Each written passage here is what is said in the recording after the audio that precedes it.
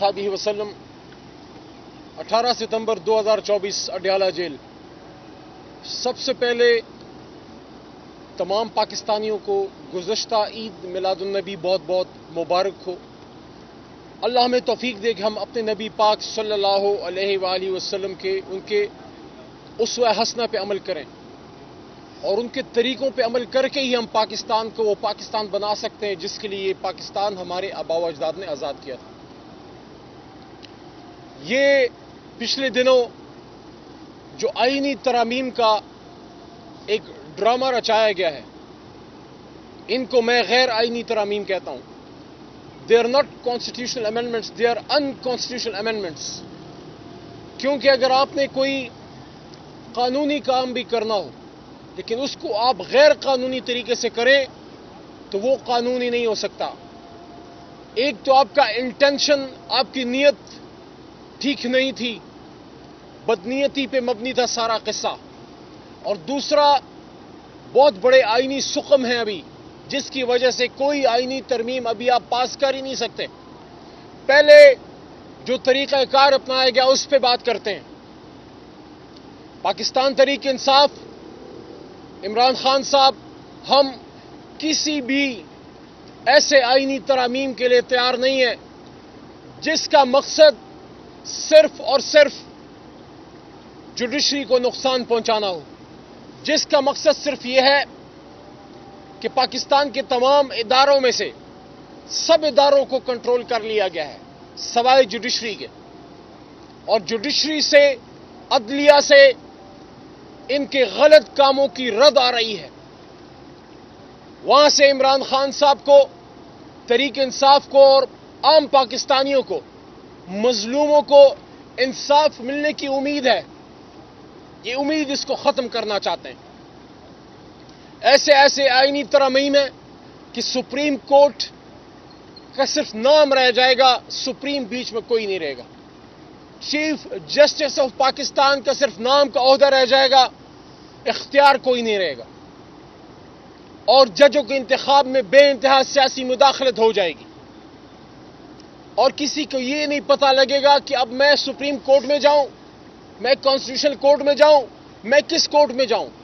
और एक supreme court के फैसलों पे अमल नहीं कर रहे, जब उसके इख्तियार को तकसीम कर लेंगे तो फिर क्या अमल करेंगे। साथ में जिस तरह कोई डिप्टी कमिश्नर, कोई डीपीओ, कोई गलती से कोई ईमानदार आ जाए, वो स्टैंड ले ले, उस सच्ची बात कर ले, उसको बदली कर देते हैं, उसको ट्रांसफर कर देते हैं।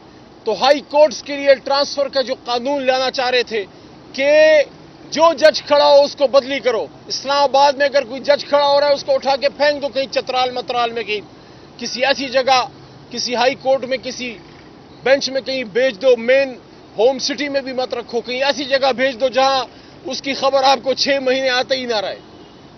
इसके साथ साथ हमारे मेंबरान को अगवा किया गया। कल आपने सादुल्लाह बलोच साहब की वीडियो देखी होगी, आपने हमारे मेंबरान के बयान सुने होंगे।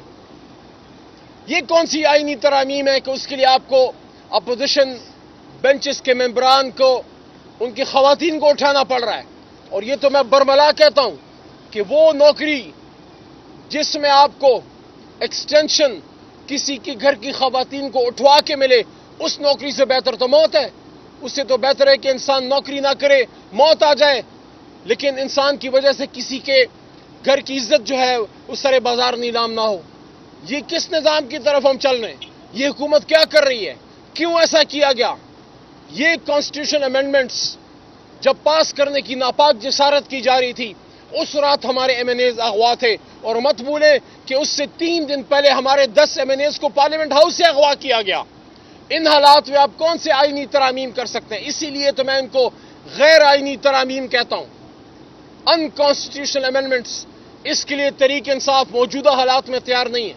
दूसरा, हमारा उसूली मौक़िफ़ है, सबसे पहले इमरान खान साहब को और असीरान को रहा कीजिए। ये जो आज अडयाला के बाहर हम खड़े हैं, असीर अडयाला 400 दिनों से ज्यादा हो गए इमरान खान साहब यहां अडयाला जेल में पाबंद सलासल हैं। आप हमसे तवक्को रखते हैं कि हम आपके साथ कॉन्स्टिट्यूशनल अमेंडमेंट्स में बात करें, पहले हमारे लीडर को बाहर लेके आए। और दूसरी बात, آپ کو یہ اختیار کس نے دیا ہے؟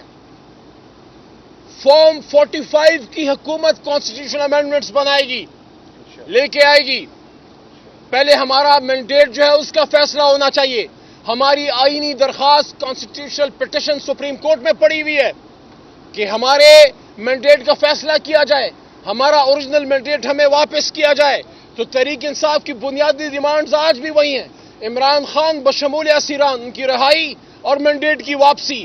اس کے بعد پھر بیٹھیں گے کہ ہم نے کس چیز پہ اب آپ کے ساتھ بات کرنی ہے، اور آئینی سقم کیا ہے اس پہ بھی بات کر لیتا ہوں۔ جو میں نے شروع میں کہا کہ یہ آئینی ترامیم نہیں ہو سکتی، تو آئینی سقم کیا ہے؟ آپ کا ہاؤس آف فیڈریشن کمپلیٹ ہی نہیں ہے۔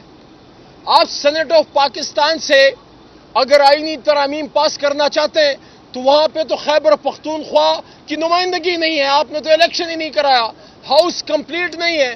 انکمپلیٹ ہاؤس سے، غیر مکمل ایوان سے آپ کیسے آئینی ترامیم پاس کر سکتے ہیں؟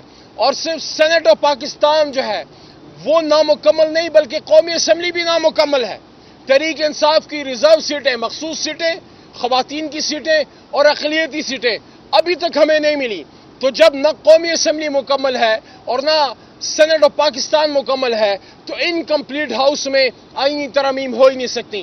اللہ تعالیٰ کا کرم ہے، اللہ نے تحریک انصاف کو مضبوط رکھا، ہمارے ممبران مشکل حالات میں کھڑے رہے، مضبوط رہے۔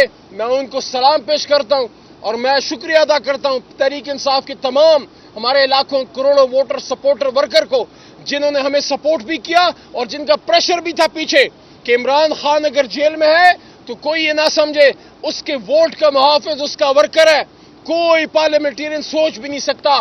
سب عمران خان کے ساتھ ڈٹے ہوئے کھڑے، لیکن اگر خدا نخواستہ کسی کے دل میں نیت میں فطور بھی آئے تو یہ ذہن میں اس کے ہے کہ پیچھے کارکن پھر نہیں چھوڑے گا، حلقے میں کیسے جاؤں گا، حلقے میں کس طرح واپس اپنے ڈیرے پہ جاؤں گا، کیونکہ یہ ووٹ تو عمران خان کی امانت تھی، یہ میرا ووٹ تو نہیں تھا۔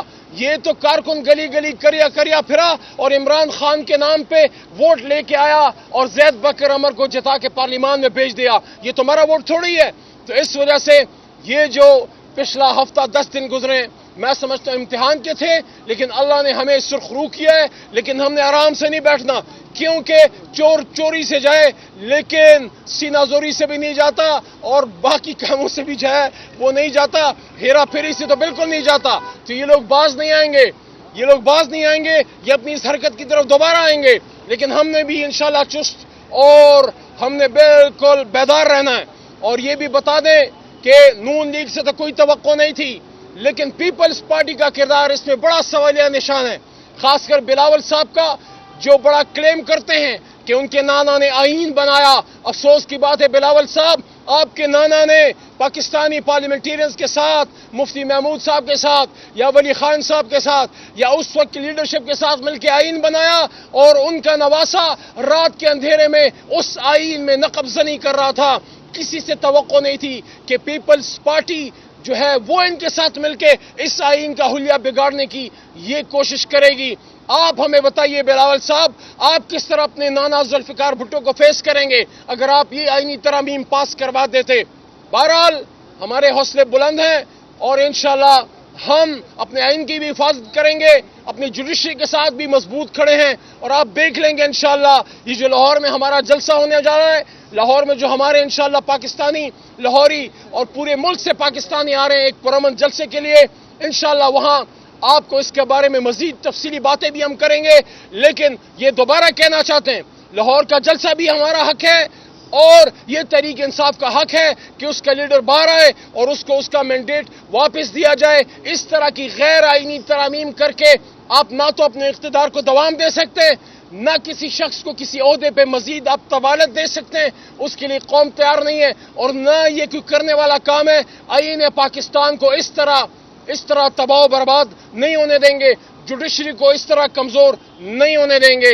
انشاءاللہ اپنی جوڈیشری کے ساتھ، اپنے آئین کے ساتھ پاکستان تحریک انصاف، ہمارا ہر ورکر، ہر ووٹر، ہر سپورٹر مضبوط کھڑا ہے۔